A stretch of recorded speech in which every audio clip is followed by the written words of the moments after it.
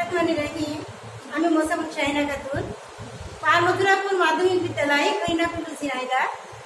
তো আমি অনলাইনের মাধ্যমে আজ নবম শ্রেণীর ইকোনমিক্স ক্লাস অর্থাৎ অর্থনীতি ক্লাস নিব।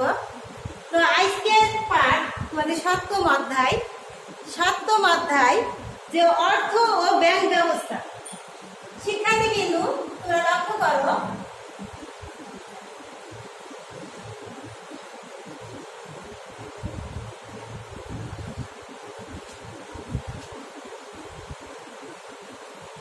অর্থ ও ব্যাংক ব্যবস্থা, মানি অ্যান্ড ব্যাংকিং সিস্টেম।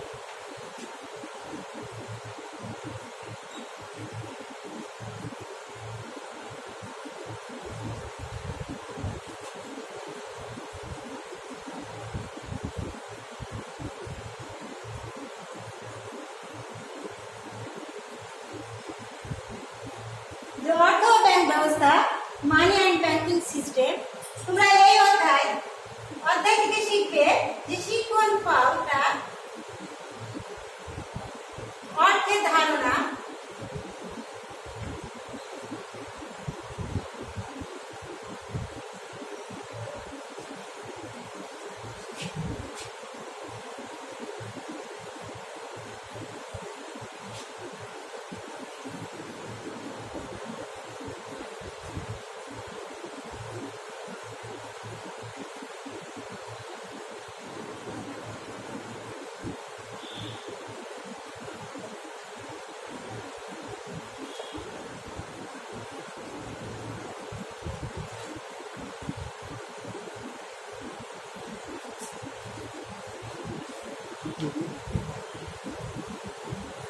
দেখো সংক্ষেপে অর্থ ব্যাংক ব্যবস্থা, মানি অ্যান্ড ব্যাংকিং সিস্টেম।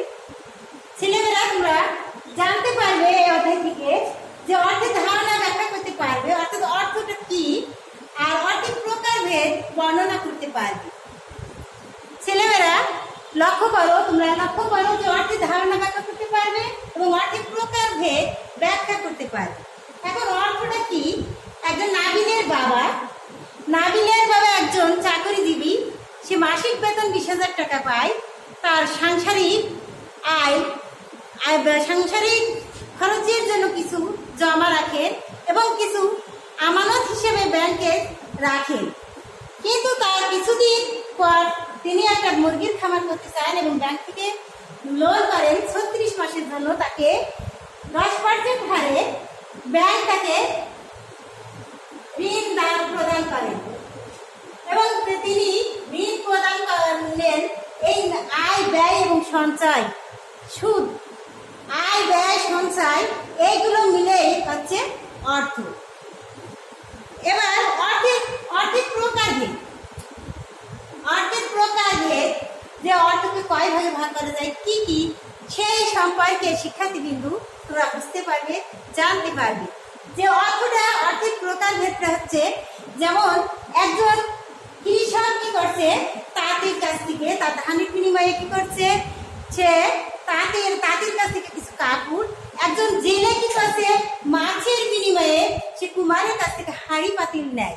এই যে একটা জিনিসের পরিবর্তে অন্য জিনিস যে আদান প্রদান বা লেনদেন করা হচ্ছে, এইটা অর্থের মাধ্যমে করা হয় এবং মানুষের দৈনন্দিন চাহিদা মেটানো হচ্ছে। এইটাই হচ্ছে অর্থ। অর্থের প্রকারভেদ 2 প্রকার। অর্থকে 2 ভাগে ভাগ করা যায়। অর্থকে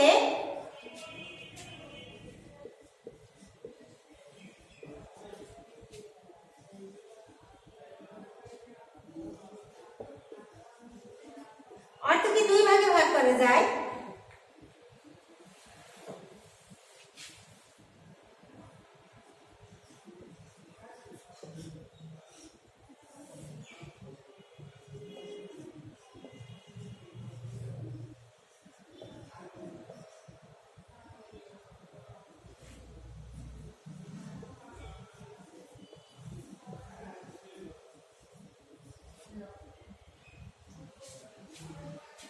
শিক্ষার্থীবিন্দু এবার তোমরা লক্ষ্য করো যে বোর্ডে আমি ভাগ করে দিচ্ছি যে অর্থকে 2 ভাগে কিভাবে ভাগ করা যায়। যে অর্থকে ধাতব মুদ্রা আর একটা হচ্ছে কাগজি মুদ্রা। ধাতব মুদ্রাটা কি এবং কাগজি মুদ্রাটা কি? তোমরা লক্ষ্য করো, ধাতব খণ্ড দ্বারা যা তৈরি যে মুদ্রার মাধ্যমে মানুষের প্রত্যেক জীবনে লেনদেন করে তাকে ধাতব মুদ্রা বলে। ধাতব মুদ্রাটা কি? ধাতব খণ্ড দ্বারা তৈরি যে মুদ্রার মাধ্যমে মানুষ প্রত্যেক জীবনে লেনদেন করে থাকে তাকে ধাতব মুদ্রা বলে। যেমন বাংলাদেশের প্রথা কি?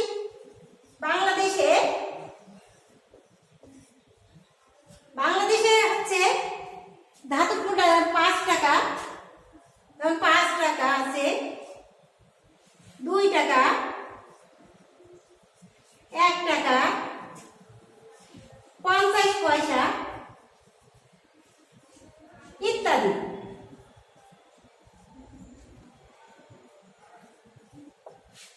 এবার ছেলেমেয়েরা তোমরা লক্ষ্য করো, তোমাদের প্র্যাকটিক্যালি দেখিয়ে দিচ্ছি যে ধাতব মুদ্রাগুলো কোনগুলো। এ দেখো তোমরা লক্ষ্য করো,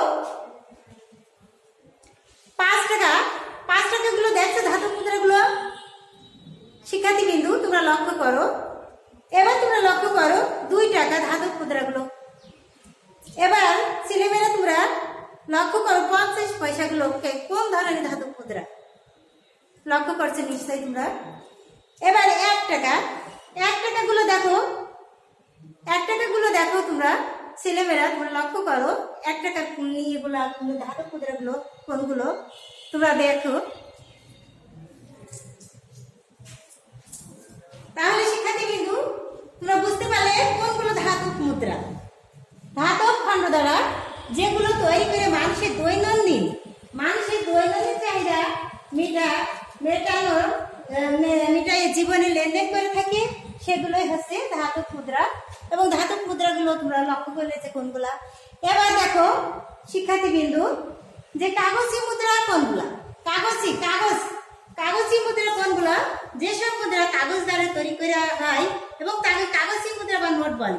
প্রায় সব দেশে কাগজি মুদ্রা বা নোট সরকারি নির্দেশে কেন্দ্র ব্যাংক কর্তৃক প্রচলিত হয়ে থাকে। বাংলাদেশেও হয়।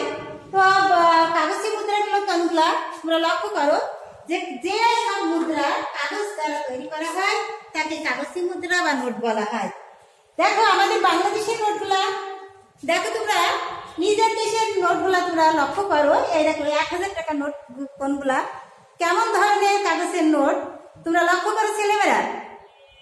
500 টাকার নোটগুলো তোমরা লক্ষ্য করো ছেলেমেয়েরা দেখো 500 টাকার নোটগুলো। 100 টাকার নোটগুলো তোমরা লক্ষ্য করো ছেলেমেয়েরা।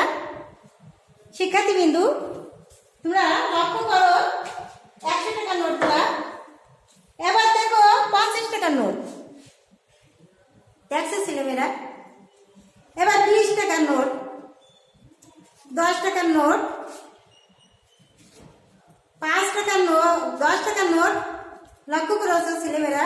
5 টাকার নোট এবং 2 টাকার নোট ছেলেমেয়েরা নিশ্চয়ই তোমরা বুঝতে পারছো এবং প্র্যাকটিক্যালি তোমরা জানতে পারছো যে কাগজি নোট কোনগুলা এবং কি সেটা তোমরা লক্ষ্য করবে।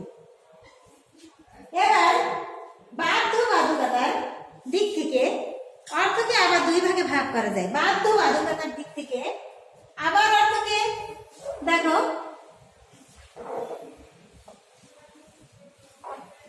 ছেলেমেয়েরা তোমরা লক্ষ্য করো যে অর্থকে আবার ও বাধ্যবাধকতার দিক থেকে, বাধ্যবাধকতা এখানে তোমরা লিখে নিতে পারো বাধ্যবাধকতা।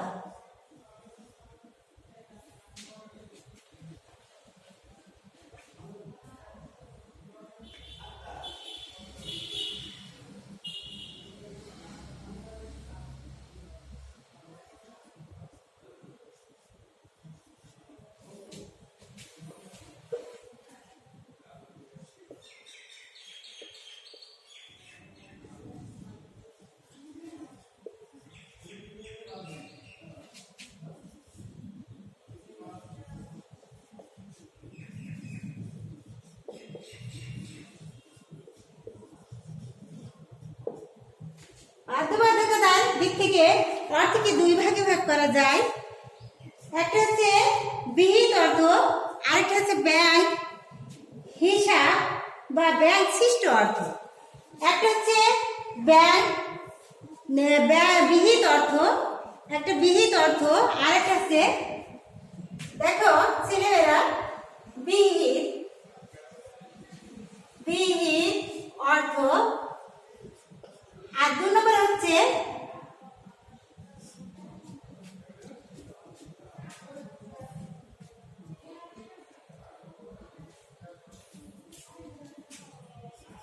ব্যাংক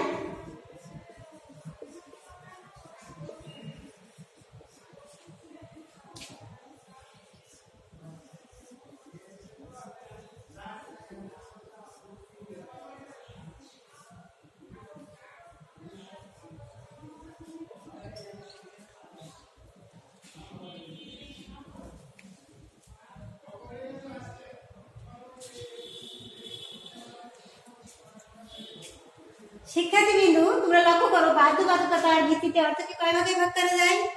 2 ভাগে। একটা হচ্ছে বিহিত অর্থ, আরেকটা হচ্ছে ব্যাংক হিসাব বা ব্যাংক সৃষ্টি অর্থ। এখন তোমরা লক্ষ্য করো যে বিহিত অর্থটা কি, বিহিত অর্থটা কি? শিক্ষার্থী বিন্দু, তোমরা লক্ষ্য করো যে বিহিত অর্থ যে অর্থ সরকারি আইন দ্বারা প্রচলিত, যে অর্থ সরকারি আইন দ্বারা প্রচলিত তাকে বিহিত অর্থ বলে।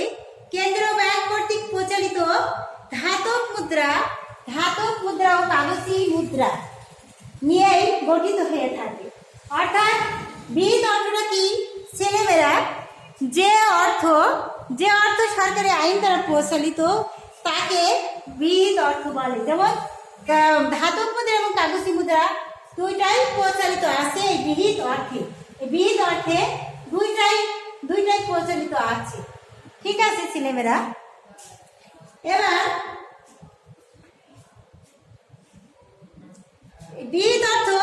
বিহিত অর্থকে আবার 2 ভাগে ভাগ করা যায়, অসীম এবং সসীম। অসীম এবং সসীম অর্থ, তো তোমরা লক্ষ্য করো যে অসীম আর সসীম অর্থ, অসীম অর্থটা কি এবং সসীম অর্থটা কি? অসীম অর্থ তো আছে যে অর্থ দ্বারা, বিহিত অর্থ দ্বারা আইনগত যে কোনো পরিমাণ লেনদেন করা যায় এবং দেনা পাওনা পরিশোধ করলে পাওনাদার গ্রহণ করতে বাধ্য থাকে, তাকে অসীম বিহিত বলা হয়। যেমন 10 টাকা, 20 টাকা, 50 টাকা। ছেলেমেয়েরা এই বিহিত অর্থকে আবারও 2 ভাগে ভাগ করা যায়। একটা হচ্ছে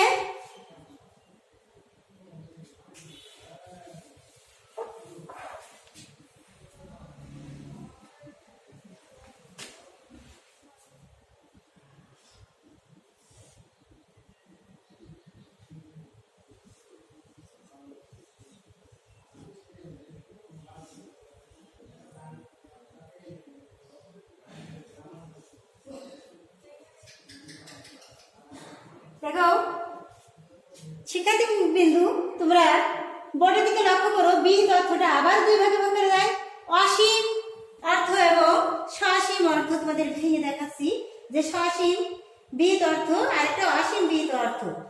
এখন তোমরা লক্ষ্য করো অসীম বিহিত অর্থ কাকে বলে? যে বিহিত অর্থ দ্বারা আইনগত যে কোনো পরিমাণ লেনদেন করা যায় এবং দেনা পাওনা পরিশোধ করলে পাওনাদাতা গ্রহণ করতে বাধ্য থাকে, তাকে অসীম বিহিত বলে। যেমন কাগজী মুদ্রা তোমাদেরকে দেখিয়েছিলাম ইতিপূর্বে। কাগজী মুদ্রাগুলো যেমন 10 টাকা, 20 টাকা, 50 টাকা, 100 টাকা, এগুলো হচ্ছে কি অসীম বিহিত বলা হয়। আর সসীম বিহিত অর্থ দ্বারা, যে বিহিত অর্থ দ্বারা একটি নির্দিষ্ট সীমা পর্যন্ত লেনদেন করা যায় তাকে সসীম বিহিত বলে। যেমন 50 পয়সা, 2 টাকা, 5 টাকা, ধাতব মুদ্রা, 50 পয়সা ইত্যাদি। এবার ছেলেমেয়েরা তোমাদেরকে বাড়ির কাজ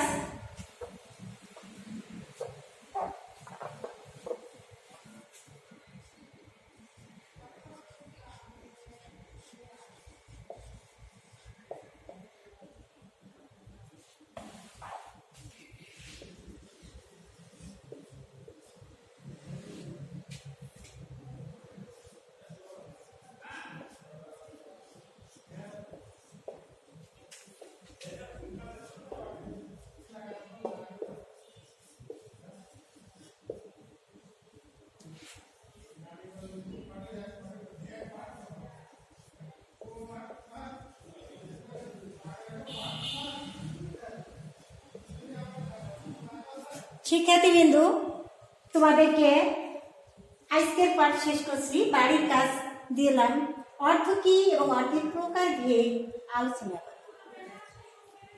তোমরা সবাই ভালো থাকো, সুস্থ থাকো, এই কামনাই ব্যক্ত করে আজকে আমার শ্রেণী কক্ষ থেকে শেষ করছি। আসসালামু আলাইকুম।